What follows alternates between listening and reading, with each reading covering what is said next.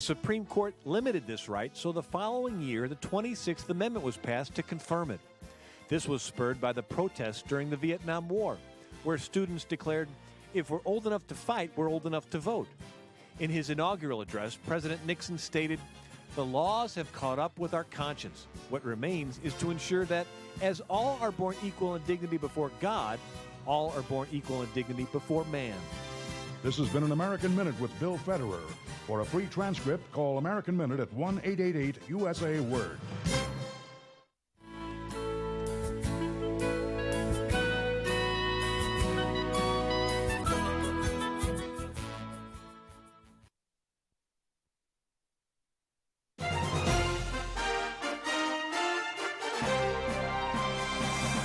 VCY America presents Crosstalk, a nationwide call-in program discussing issues that have an effect on our families, our communities, our churches, our nation, and our world. Crosstalk, an opportunity for you to voice your concerns for biblical principles. And now live by satellite and around the world on the internet at vcyamerica.org. Here is today's Crosstalk. And we thank you for joining us on Crosstalk today. Jim Schneider with you here, coming to you live from the National Religious Broadcasters Convention in Dallas, Texas. We are attending the convention here, and yet there are serious matters that are going on in Washington, D.C. As a matter of fact, right this very moment, the United States Senate is on the floor going through today's agenda. On the agenda today is the so-called For the People Act, and this is to what they're calling to expand Americans' access to the ballot box, reduce the influence of big money and politics. Losing you, Jim. Jim, we've lost you. Stand by. We're trying to reconnect.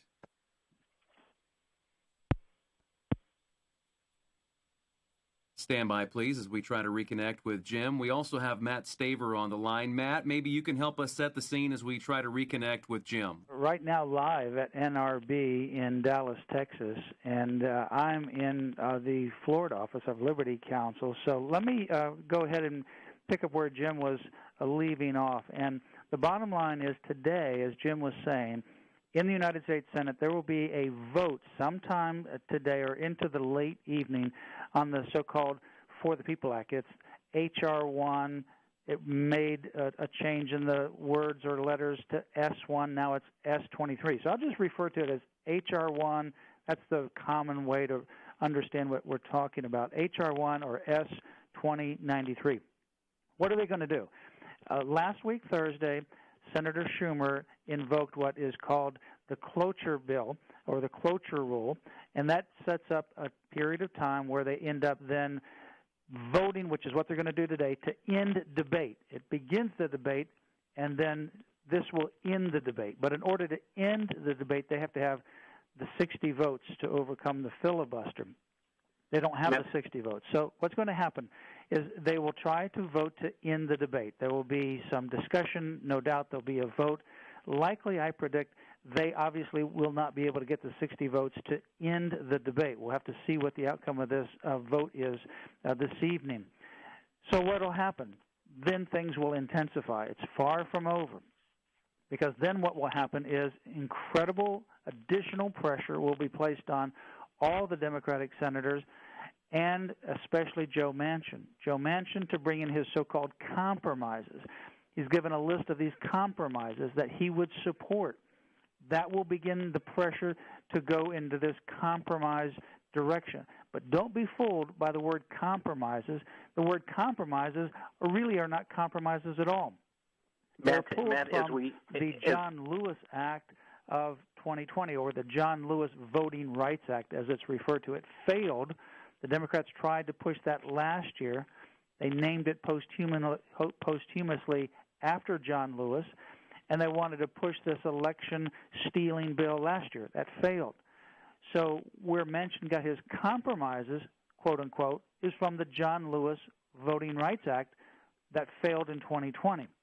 Now, the essential essence of that act would require what's called free clearance for the state elections. Now, what does that mean? That means that the federal government would have a veto over every one of the state's election laws and election procedures with regards to particularly at least the federal elections and even on other elections as well. What does that mean? That means that, say, for example, Georgia wants to pass a law that requires voter ID. Florida just passed a similar law. Arizona wants to do the hand recounts, and others want to do an audit. Texas is moving forward to pass election reform. Other states are passing election reform. In order for those to actually be implemented, you have to get permission from the federal government through the Department of Justice. And certainly under the Biden administration, that Department of Justice will say, well, no, you can't have voter ID because that intimidates the voters. And you can't have these other aspects of recounts or audits because that's going to intimidate the voters. Matt, and I think this is something that's really important to point out, is that all of these states that have voter ID laws, that these laws are just going to be null and void. I mean, we have to have voter ID. We have to have photo ID to check out a library book, to do all kinds of things, to get some types of medicine over the counter at the pharmacy. And when we talk about the integrity, we have to show photo ID when we go to a will call window at a baseball stadium to pick up our tickets there. Yeah, that's exactly right. Yeah, you have to have a voter ID for, like you said, just to go check out a library book. But under H.R. 1 S-2093, no voter ID is allowed. So now if they don't get enough votes to move forward with H.R. 1, the voter fraud bill, as I call it, that would actually steal elections, then they'll have the so-called, quote, Manchin compromises. Well, the Manchin compromises don't do anything to really solve the problems with this terrible bill. In fact, like I said, it comes from the John Lewis Voting Rights Act that failed last year that the Democrats were pushing. And it requires this pre-clearance, so that what that would mean is the Attorney General, the Department of Justice, to Georgia's law, you know exactly what they would do. Georgia passed the voter ID requirement, and they would say, oh, no, that is a violation of the federal law, and we're not going to approve that. So that means that Georgia, if they want to have an election, would have to do what H.R. 1 was requiring them to do if it passed, and that is not have voter ID. Yeah. It's just ridiculous. And, Matt, there are so many other tentacles to this thing, too, like it's going to mandate every state to do early voting, and also is going to demand that every state have a nationwide same-day voter registration. So people could actually go to individual sites in his own community, register to vote, actually cast votes before it's even determined to be fraudulent. That's exactly right. So, really, at the end of the day, we're still talking about H.R. 1.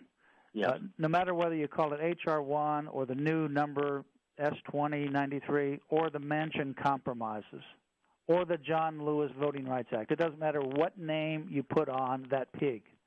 It's still a pig. Doesn't matter what the lipstick is on it. No matter what the name is on that pig, it's still a pig at the end of the day. And so let's talk about what's in the H.R. 1, and that's exactly what you're talking about, and that's exactly what you're going to get. And as Matt is talking, he's going to tell us more about this on H.R. 1. Folks, you can refer to it as the For the People Act, because every one of these is calling it For the People Act. And we bring this to your attention today because as we speak, your U.S. senators are on the floor. They're going through their agenda. They know that this is on the agenda for today. And as Matt is stating, that as this very well may, go up in flames as we know it, that the Manchin so-called compromise bill is going to be next on the docket for them to pass. And you cannot be fooled by what's going on in Congress right now, folks, the U.S. Senate.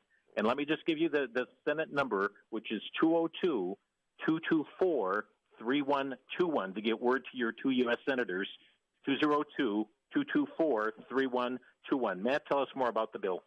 Yeah, the bill, as you mentioned, it would say that you can't have voter ID, that you'll register people 16 years and up, and that includes people, not just citizens. So you're not just looking at citizens, meaning that you got 2 million people coming across the southern border at least this year alone. They're going to get voter registration. They're going to have mass mailing. If you get like a mass mailer in your mailbox, that's what is going to happen with the ballots as well. whether you select it, whether you ask for it or not. Everyone's going to get a mass mailing of a mail-in ballot. Well, what does that do? Well, there are people that are dead. They've left the state. They've just arrived and they got some mail from a previous occupant, and they're going to get these ballots. So what do they do with them? Well, they might throw them away, but what they might also do is actually fill them out and vote illegally. Now, when under this bill you challenge the validity of that ballot, you're subject to up to 5 years in jail and a $100,000 fine. All the mailed-in ballots, no matter how odd they look, no matter how improper they appear, are presumed to be valid under the law. And there's also a 6-to-1 payment. So if you raise, for every dollar you raise, if you will, that's under $200, you're going to get that multiplied times 6. So any contribution that you get under $200, so you get a $200 contribution. Now what's going to happen is you have your $200 contribution as a candidate. Now the federal government's going to give you 6 times $200, $1,200. Wow. So your $200 now becomes $1,400. Your $100 million becomes $600 million. And you remember the race with Senator Graham and the other Democrat challenger. The Democrat challenger raised around $130 million. So now multiply that times 6, and that's how much money would come from the federal government. And who is the federal government, Matt? That's our pocketbooks. That's our tax dollars. Right. That's our pocketbooks. Now, they say, well, it'll come from fines and fees, but there's not enough fines and fees to pay this kind of money to these senator candidates. And we're just looking at the Senate. If you look at a 6-year race, a 6-year term, between running for office and then being in office for 6 years, and they're raising money every quarter. For one senator, that's $1.8 billion with a B dollars that would come from the federal treasury, from the American people, per senator. Multiply that times 100, and then go over to the House and multiply that times every member of the House, because they also are covered by this as well. It's a political welfare bill, and that's what they're using right now to bribe people. It's a huge carrot. Don't vote against this, because if you do, you're throwing away 6 times your fundraising capabilities. Right. Folks, Matt Staver's talking here today about this dangerous piece of legislation that is making its way through the U.S. Senate. It's already passed the House of Representatives, and every Republican voted in opposition to it in the House of Representatives. Only one Democrat voted against it, joining the Republicans. All other Democrats voted for this. And, Matt, this is a piece of legislation that Biden called his party's trophy legislation, and he called it that for a reason.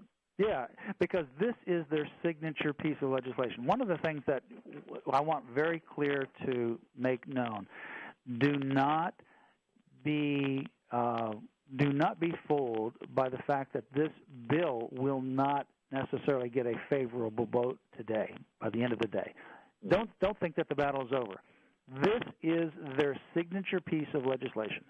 This is the Democratic Party's singular piece of legislation they want to pass, in addition to H.R. 5, the so-called Equality Act. That's also number 2. But this is number 1, because this literally will stop the recounts, stop the audits, overturn all the states that are passing election reform. In fact, the Secretary of State, the Democratic Secretary of State for Arizona, did an op-ed in the newspaper over last week, pleading with the Senate to pass this For the People Act to stop her own state from the audits and the election reform. She doesn't want people to get to the bottom of 2020, and she doesn't want to have fair and free elections. She wants the federal government to intervene and stop her state and all the other states from these election reform efforts. Folks, you're listening to Crosstalk on VCY America. Matt Staver is with us today as we're talking about this federal threatening takeover of the elections. Back in a minute here on Crosstalk.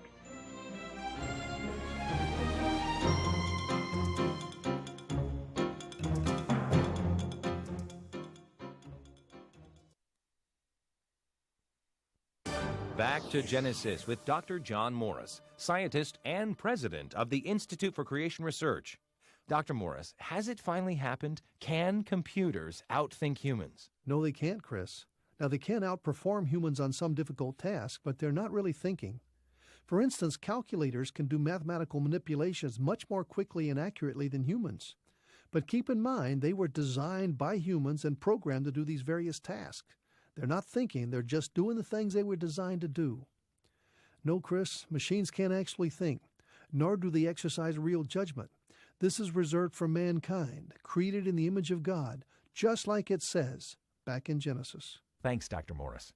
To learn more about creation, get our free DVD called That's a Fact. Visit our web store at icr.org/store and use the promo code FACT at the checkout when ordering your That's a Fact DVD.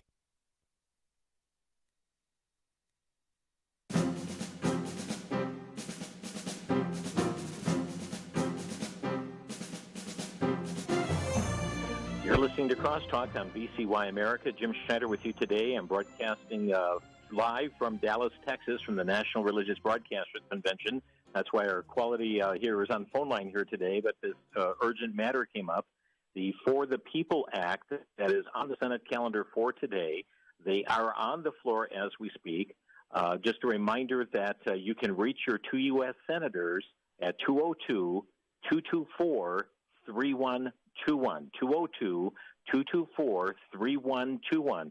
Doesn't matter if they have an R behind their name or a D behind their name. They need to hear from the people across this nation. To get specific numbers directly to their office, you can go to senate.gov. You'll find information there. Again, that is senate.gov. Now, folks, keep in mind that this would give this is a Fed takeover of the election, and they are threatening that even with this piece of legislation. Before we talk further about this, I want you to understand how this is viewed through the eyes of Nancy Pelosi. Last week we were on the program and we talked about gun control and the efforts that are being made for gun control. Last week at her press conference, Nancy Pelosi indicated that we need to pass H.R. 1 because it'll make it easier than to pass gun control. It's going to be easier to pass all of their agenda. Matt talked about H.R. 5, the so-called Equality Act, how that's going to be important. Now, let's listen to this clip from Nancy Pelosi. We're going to have Matt come back and respond to what she had to say. Today, again, also marks 6 years since the racist attack on Mother Emanuel Church in Charleston. This all comes down to the gun violence issue. And as we keep saying, we are not going away until we pass legislation to stop gun violence, and we will have a better chance to do it if we pass H.R. 1. Clearly, the Republicans in Congress are handmaidens of the gun industry, and they have prevented us from passing. And although it's bipartisan, it's not enough for us to pass it in the Senate. So, again, the For the People Act is really important for many reasons, including the personal safety of America's families and children. You know, this is really interesting because here we have H.R. 1 that's dealing with reforming our elections. But, Matt, she is saying this is necessary to have. It's going to be easier to pass gun control. It's going to be easier to pass their other agenda. They see this as a critical piece of legislation. But a natural person would ask, what does H.R. 1 on reforming elections have to do with gun control? They are very well connected together, are they not? They're very well connected. And, Jim, that quote that you just played is very telling. So what does she mean? What she means is that we will never have a honest or a conservative or a Republican elected to office again. So all of these people will be literally trickling out, and they're going to be replaced by who? Democrats, because that's why they want to have this done.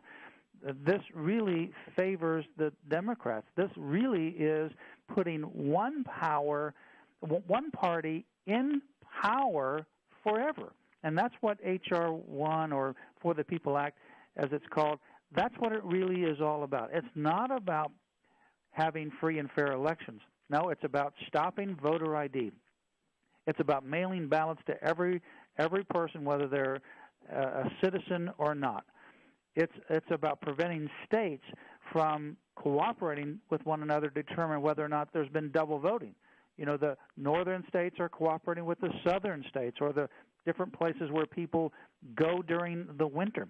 And sometimes they either unintentionally and sometimes intentionally double vote in their home state and in their vacationing state.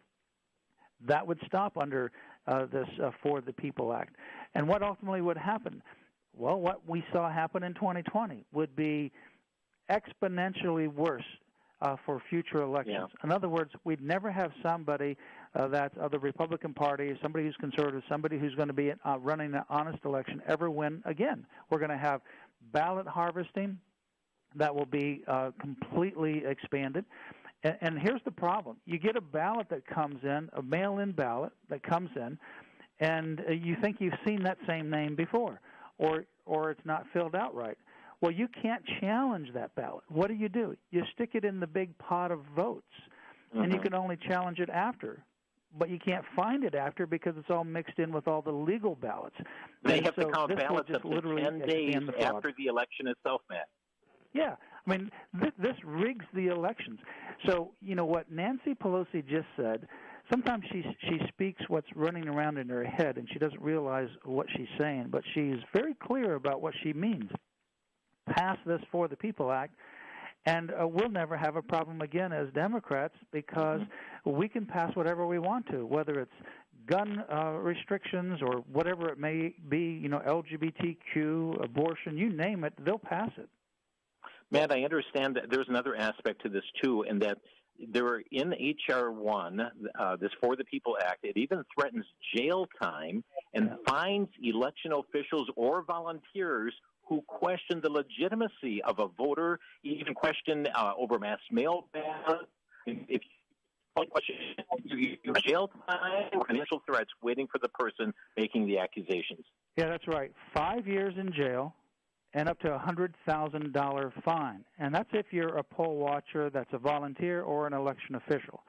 So somebody comes to you and the polls close at 7 o'clock, and they arrive at 6:59, and they're able to now register for the very first time.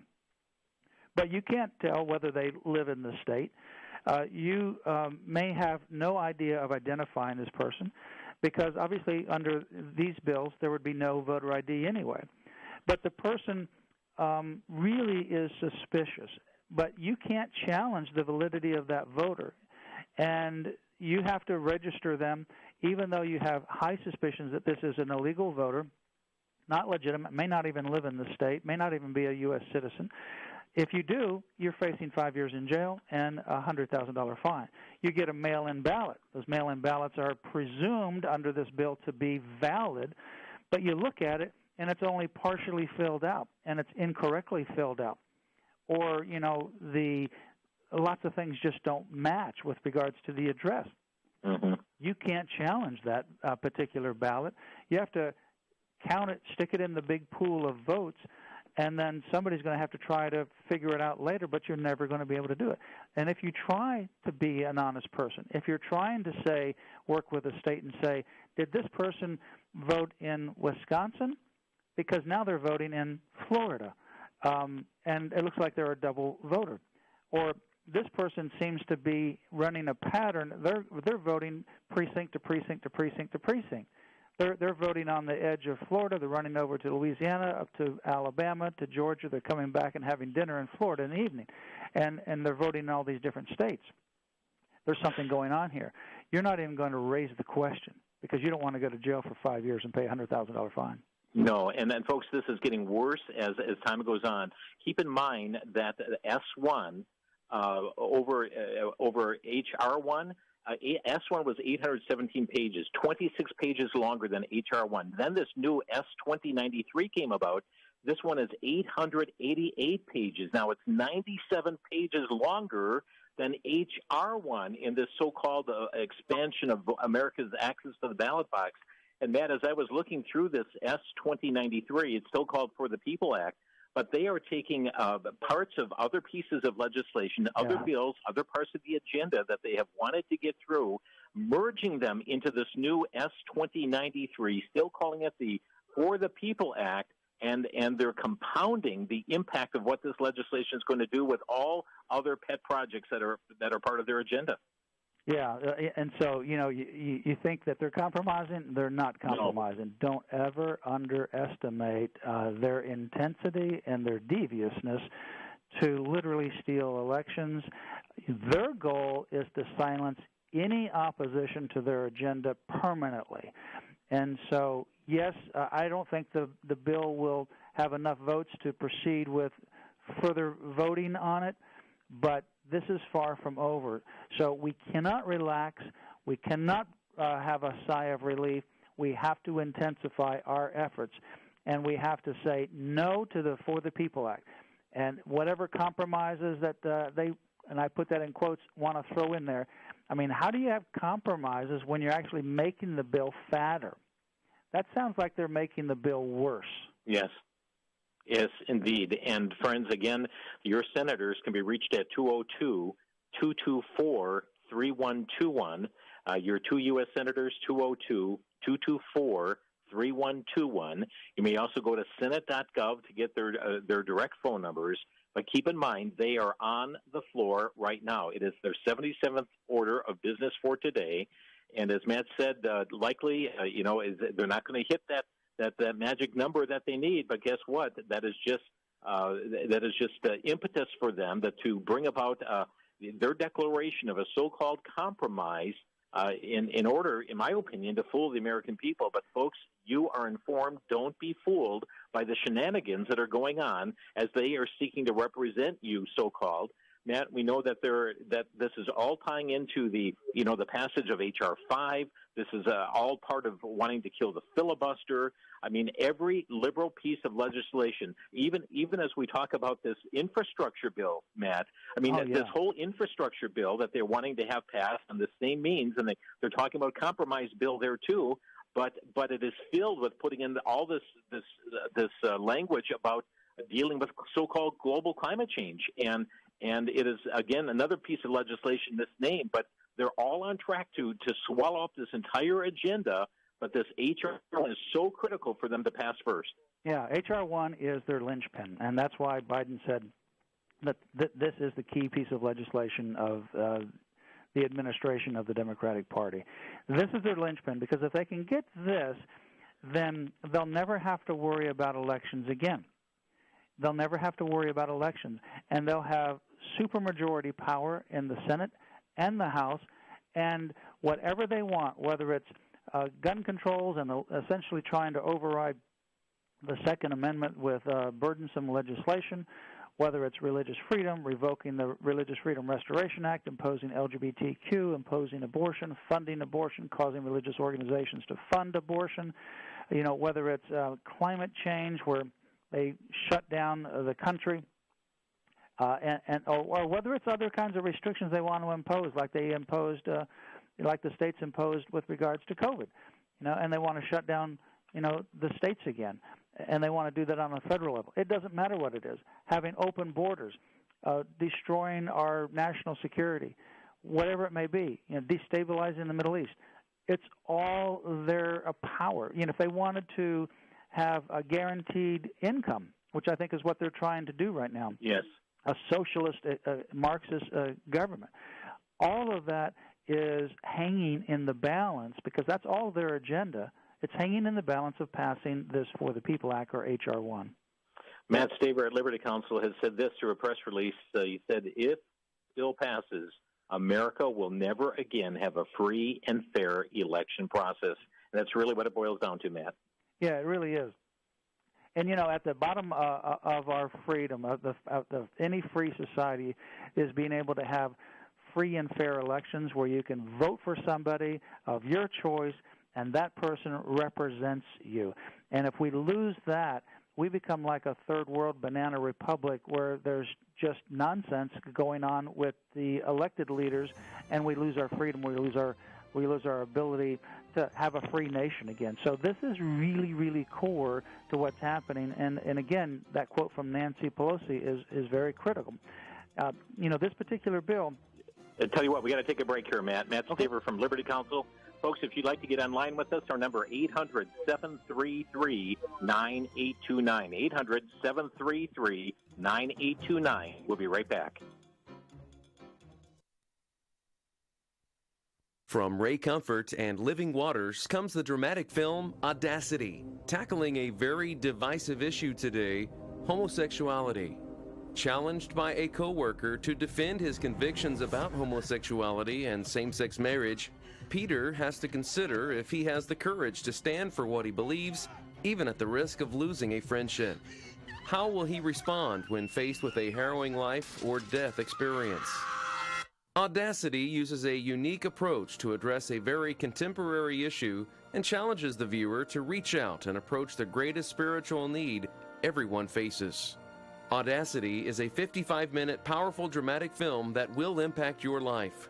Get your copy of Audacity for a donation of $5 or 5 copies for a donation of $18. 10 copies for $25 when you call 1-800-729-9829. That's 1-800-729-9829.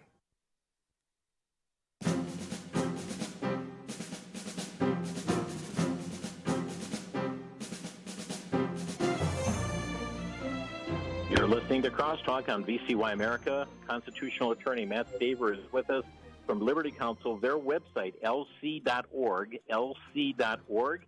You'll also find information on their website pertaining to this, lc.org. Friends, we're talking about this federal election takeover, and that's exactly what it is. Feds are threatening the election takeover, and it is on the docket for today, H.R. 1, the For the People Act. It's going to have different numbers, and they're just encapsulating more and more legislation into this. But, folks, it is, as Liberty Counsel has pointed out, you will never see a free and fair election process if this passes. They have also said this is going to create more opportunities to buy, steal, or cheat in our elections. As what we observed this past November, I tell you, November is going to be just like a simple game of checkers compared to what this is going to do to complicate the voting process and to open the doors for cheating, for mismanagement of votes, for the whole aspect of election integrity. Now, keep in mind something else is going on here at this point. As all of you have been watching what's going on with the COVID vaccination, you've got states right now that are giving incentives. You can win the lottery if you get the COVID. Here you can get free sports tickets. Washington State did the whole joints for jabs. You get a free marijuana joint if you get the jab, on and on. They try to incentivize this. Now, that's what's going on with this legislation, too. When they talk about compromise, they'll put other things in, Matt, in order to, in essence, buy a vote from a senator, making it such that they cannot refuse it, because if they would refuse a huge amount of money to their district, their local papers will say how their senator, lost these millions of dollars for their district. So there's a lot of incentivizing or bribery that's going on in order to woo legislators to come over to their point of view. No, that's exactly right. There's the 6-to-1 federal dollars that would go to the candidates, incumbents or candidates running for office, and that would make a $600 million $100 million campaign, $700 million by adding $600 more million to it. So there's a personal gain there. There's also going to be these incentives where they want to put in spending that would ultimately be used for two purposes. One, to incentivize the senator to vote for this bill. And number two, to have some kind of spending so they can say, well, this is part of the budget, and therefore we can push it through the budget reconciliation. Now, why is that important? Because budget reconciliation or votes on the budget are not subject to the 60-vote filibuster rule. So in order to get that 50th vote, they'll have the 51st vote with the VP's breaking of the tie, and that then gives them the 51 votes to try to push this through the budget reconciliation. And so budget reconciliation is going on right now. And so they're going to be putting more and more pork in this to bring over senators and say, look, if you vote against this, look how many hundreds and hundreds of millions or billions of dollars that you're losing for your district. Yeah. And then also the billions of dollars that you would lose for yourself in terms of the reelection. You have a guaranteed way to stay in office here. And also you can bring millions of dollars, hundreds of million dollars to your people. And all you need to do is vote on this bill. That's what they're trying to do, and then in doing so, like I said, they'll try to sneak it in as a spending appendage to the budget reconciliation, which only requires 51 votes. Folks, these are the issues at stake. Your senators can be reached at 202-224-5050. 3121. It's called For the People Act, and it's on the docket for today to be voted on. There's also compromise, so-called legislation dealing with that issue. Do not be fooled. You are informed. Again, that's 202-224-3121. We're going to go to our phone lines here today on Crosstalk. Our first caller is from Mukwonago, Wisconsin. And Dominique, thank you for calling Crosstalk. You're on the air. Hello, Dominique. Hello. I wanted to make an observation, but I also wanted to first thank Matt for all you do with alerting everyone. And we sent off more faxes to the whole Senate yesterday, and just really appreciate that.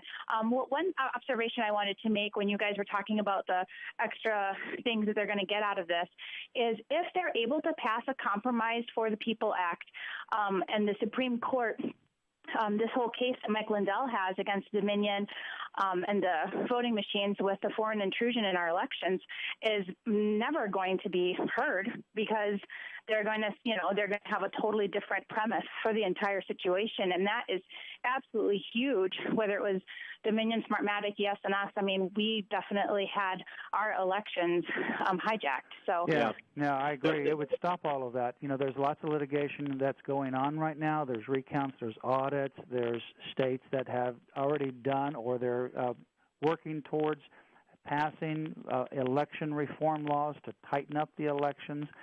All of this would be undone. It would be overruled by this bill. And the word that just came out, Jim, is that Senator Joe Manchin just spoke behind closed doors that he will vote in favor of advancing this For the People Act today. He will vote in favor of that he and Senate Majority Leader Chuck Schumer have now reached a compromise. And so he will vote in favor. That doesn't mean they've got the 60 votes, but that means that he's now working with Senator Schumer. He's going to vote in favor, and Schumer's going to come out with this, like we said, the, quote, compromise, close quote, which is no compromise at all. It's still a failed system, and we'll never have free elections again. So this battle is really, really heating up. That means if they go down this compromise road, they could likely have that 50th vote with the 51st vote being the VP, and that's when we're going to have to really stop it from being attached to the budget reconciliation bill.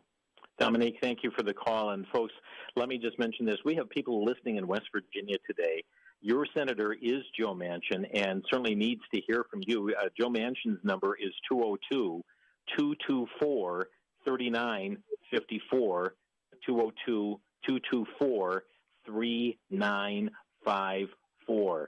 But there's a lot of arm twisting that is going on and lots of issues going. And Matt, it's not going to be just this. We're going to see the same thing with H.R. 5. We're going to see it, with the dealing with the filibuster. We're going to see it with the this infrastructure piece of legislation, dealing with global climate change, and et cetera. But they can attach these to bills that they say that do not need the filibuster-proof majority to it. It is woe to this nation. Yeah.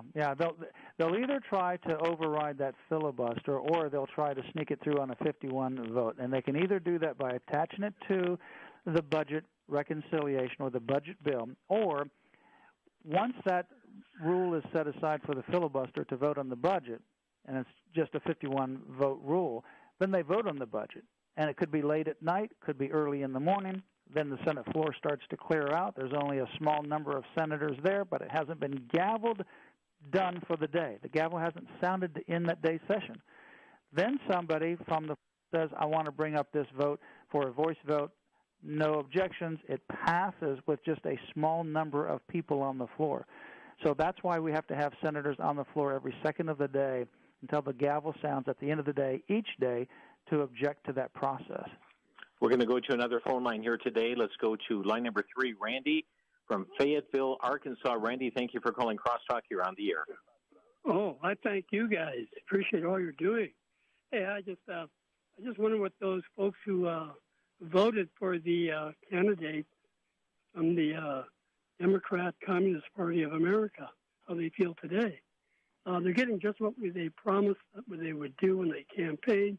But, I guess the other thought I have is as much as we hate to see it coming down to this, it's just setting up the end times. I got in response to the first part of your comment there. I got an email just yesterday, and the person said that they are a lifelong registered Democrat, but they are now embarrassed by the direction of the Democratic Party with regards to values and Judeo-Christian concerns and so forth, that it has become an embarrassment and, frankly, destructive to our Judeo-Christian values and the survival of the country. So I think there are some people that are starting to rethink and relook at this issue, and perhaps some people that I know voted for the current administration. And that is because, we knew that this was coming, and they should have known. But now that they're in power, you can see this destructiveness, this frankly anti-American, anti-faith, anti-freedom mentality. Thank you for the call here, Randy. We're going to move on to Tom calling from Port Wing, Wisconsin. Hi, Tom. You're on the air. Yes, I just wanted to remind everybody that this is the fruit of what happened on January 6th between 8 p.m. and January 7th, 4 a.m., when the Republicans capitulated to the Democrats and did not get their investigation, 10-day investigation or 2-week investigation. And now the total irony of the Democrats, who said it was the freest, fraud-free, cleanest election ever, are now changing the rules on the elections. What hypocrisy they have come forward with. Yeah, thank you, Tom, for the comment. Let me just say, Matt, in your response, too, the information that's coming forth now, even on that Capitol incursion on January 6th, there's a lot of questions coming up. Was this Antifa and Black Lives Matter that were gaining access to the Capitol? There's a lot of questions. Was the FBI involved in this matter here, too? Yeah, I know that we had information, intel, before that January 6th that this kind of thing was going to happen, that there were going to be Antifa, Black Lives Matter people dressed up as Trump supporters to cause instigation of this. Obviously, there were other people that were not part of that got sucked into it, but I think that, this is being used, and the whole issue that we're going through right now is being used to literally silence one side of the debate, to silence hundreds of millions of people in this country. I should say, at least 150, half of the country. We got a nation of 300 million, and I think more than half are center-right. They're not this extremist version of the Democratic Party. Even liberals are not in that extreme area of the current Democratic Party, but it is attempting to silence our voice, to silence our values, and to literally crush us. And we cannot get discouraged, and we cannot stop fighting, because I can tell you what, this battle is intense, and I believe we can win it. I believe that people are starting to see the real intent of where this is all going, and I think you're seeing a movement right now, Jim, of moms that are just tired of what's going on, for example, at the school board level, and they're getting involved. Right, and battling issues like critical race theory and letting their voice be heard. We've been silent too long. Let's go next to line number 2. We have Terry calling in from South Carolina. Hi, Terry. You are on the air. Yes. My question is any of this constitutional? Good question. Yeah. Well, Article 1, Section 4 of the Constitution does say that Congress can regulate the federal elections. Congress has historically given that to the states. States obviously can regulate state elections, but when it comes to federal elections, federal Constitution gives Congress that ability to regulate in that area, except in a very minor area. So does Congress have the authority to pass election regulation with regards to the federal elections? Yes. For example, we have federal election campaign laws. That's passed by Congress because it's authorized by Article 1, Section 4. We're going to have to butt in right here, right now. We'll be back in a minute, up against a break. This is Crosstalk with Matt Staver. We'll be back in 60 seconds.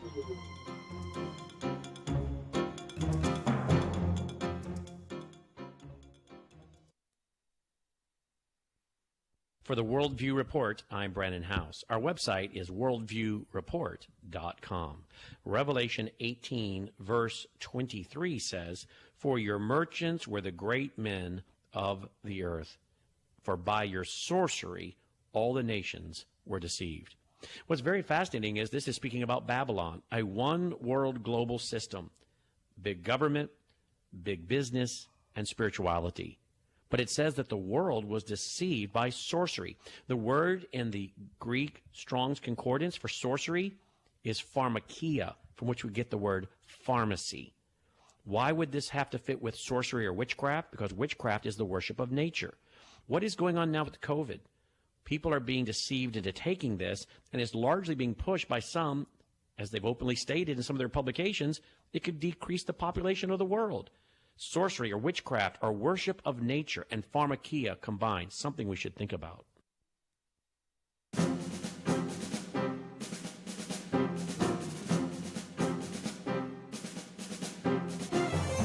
You're listening to Crosstalk here on the VCY America Network. Jim Schneider talking to you today, and we were going to have a best of program today. I'm attending the National Religious Broadcasters Convention in Dallas, Texas. And when we received word from Liberty Counsel that this H.R. 1 was moving quite rapidly, matter of fact, it's on the floor agenda for today, we made efforts here, even though we're on phone line quality, in order to bring you the program here today with Matt Staver. Just before we go to the phone lines back again, Matt, you've got a wealth of information on your website that listeners can access and really help spread the word about this so-called For the People Act. Yes, it's lc.org/HR1, lc.org/HR1. That's the original House bill, and we just kept the URL, lc.org/HR1. Lots of information there. You can also fax the senators, sign a petition, and you can also call your senators as well. Great. And a reminder that phone number is 202-224-3121. That's a Senate switchboard to get your views through to your senators. You may also go to the .gov, look up your individual senator. You'll find direct office numbers there as well. We're going right back to the phones. Line number 3, we have David calling in from Superior, Wisconsin. Hi, David. You're on the air.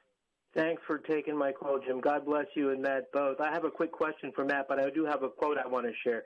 This is on another topic. Matt, do you have a show on at 3 o'clock regarding the vaccine every day this week with a guest? I do. Or is that some? Yes, for it's excellent. We're not going to miss a heartbeat of that, and I suggest everyone listen to it. It's awesome. There's an old saying, too soon old, too late smart. The scripture tells us that we reap a reward if we don't get weary in well-doing. This is not the time for us to be casual as Christians or be talking a lot about the weather and sports when kids are in elementary school pushing back, saying, hey, teacher, you said no politics in school? Get the Black Lives Matter sign off. Get this done, or I'm going to wear a MAGA shirt. We have to really step up and really stand in the gap right now with 2 main topics, and you guys know what they are better than anybody, the vaccine and this fraudulent Democratic Communist Party. We have to tell everyone. Well, David, we appreciate the call here today, and I think one of the points, Matt, that you're underscoring today is how critical this bill is. It is part of the infrastructure for the majority party right now to totally undo elections as we know them, the integrity of elections, also to give complete control and power going down the road so that the rest of their agenda can be passed. Yeah, and David is exactly right in what he said. We cannot just lay back. We cannot think that somebody else is going to do this. Even if you've already sent a fax, signed a petition, or made a call, do it again and do it again and do it again and never, ever, ever give up, because this is the signature legislation. And look, if we lose this, we lose America. It's just as simple as that. If we lose this, we lose America, the children as well. So this is a huge battle that we have to engage, that we have to win, and we have to get involved across the board. We've been silent for too long, and we have to actually engage, and we have to push back. I'm seeing good positive signs that that's actually happening, and we just need to continue the momentum. Let's go back to the phone lines here. We've got Marianne calling next, line number 4. Hi, Marianne. You're on the air. Hi, Jim. Thank you for taking my call, and you too, Matt. I called Ron Johnson and Tammy Baldwin, my senators from Wisconsin. I left a message for both of them, a little bit different because they're different people. But I basically told them, and I encourage people to call their senators and tell them that this should actually be renamed as the Destruction of the Constitution of the American People Act. And that's exactly what it is. I told Ron Johnson how proud I was, how glad I am to see him on YouTube and other places too, when he is fighting so strongly, like a Christian does, fighting the good fight to the end. And I get so encouraged when I see him. Ron Johnson has actually come forward and issued a statement against this legislation. I mean, he has taken a very strong stand in opposition to it, but he has got a lot of opposition and pressure against him as a result. And so it's good, again, whether there's an R or D behind their name, to be sure that you are reaching out. Let me just quickly share this statement that he put out just earlier today. He said the For the People Act is another Orwellian name bill that has nothing to do with voting rights, but everything to do with consolidating Democrat control over government and our lives. Republicans want to restore confidence in our elections by making it easy to vote, but hard to cheat. It seems like Democrats primarily want to make it easier to cheat. Why else would they propose eliminating voter ID laws, require ballot harvesting, and drop boxes, make the FEC a partisan agency, and make it harder to maintain accurate voter files? They would also force taxpayers to help fund the campaigns of candidates that they oppose. An accurate name for this monstrosity would be the For Democrat Politicians Act. End of statement. Ron Johnson, Matt Staver. Well, I mean, he's very good, and he's very right on. I was just on a conference call about, maybe less than 2 weeks ago with Senator Ron Johnson, and he was very concerned about the COVID shots and getting information out there. And it was right after that Twitter, censored him. But he's trying to get information about what's really happening with the COVID shots. He is very much opposed to the so-called For the People Act. We need more people like that in Congress. And here's the thing. We're not going to have a Ron Johnson in Congress. We're not going to have some of these other strong voices in Congress if this bill passes. And that's why Pelosi says, if we get this passed, then we can do anything else we want. Let's see if we can squeeze in Merle from Tennessee, line number 3. Merle, you're on the air. Yeah, Jim and Matt, this is no longer about affecting our grandkids. This is about us. This is happening right in front of our nose. Yeah. And I really believe if the Democratic Communistic Party has its way, I believe within 10 years, true Christianity will be outlawed in America. I'm talking about true Christianity. And I believe that is when the revival is going to hit, because we may be forced underground. Those that are just playing church will run for the hills. And those that really love Jesus, that are really going after him, will be forced underground. And this is some kind of time to live in, I tell you, brothers. Yeah. Well, we saw that during the COVID lockdowns, and what did they target? They targeted the churches, and it was these Democratic-controlled the states with the Democratic governors that did the worst restrictions. New York, New York, California, and then as well. Yeah, all over the place. We are out of time. We're going to have to leave it there today. Matt Staver with us from Liberty Counsel. Again, check out their site, lc.org/HR1. You can contact your senators, 202-224-3121. Matt, thanks for being with us. Thank you, Jim. Good to be with you. And, folks, thanks for joining us on Crosstalk. You've been listening to Crosstalk via satellite and the Internet from VCY America. Views expressed may or may not be those of this station. For a CD of today's program, send a donation of $6 or more to VCY Take Ministry, 3434 West Kilbourne Avenue, Milwaukee, Wisconsin, 53208, or download by RSS or podcast from crosstalkamerica.com. And join us again for Crosstalk.